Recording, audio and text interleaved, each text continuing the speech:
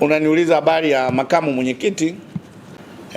Kwa hiyo itoshe kusema mbona mimi nafanya ziara, napumzika, na kuwa na kazi zingine za kufanya, vikao vya ndani, vya ofisini. Baada ya hapo naanza ziara tena. Kwa hiyo ni utaratibu wa kawaida tu. Kwa hiyo mzee hana jambo lolote.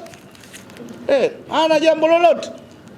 Kwa hiyo ni ratiba kwamba bwana nitafanya hapa, nikikamilisha napumzika, kuna jambo la familia, kuona watoto, na hata mimi mwenyewe lazima nijiwekee hilo. Halafu baada hapo unaenda ofisini, baada hapo unasema nitafanya ziara. Kwa hiyo ni jambo la kawaida.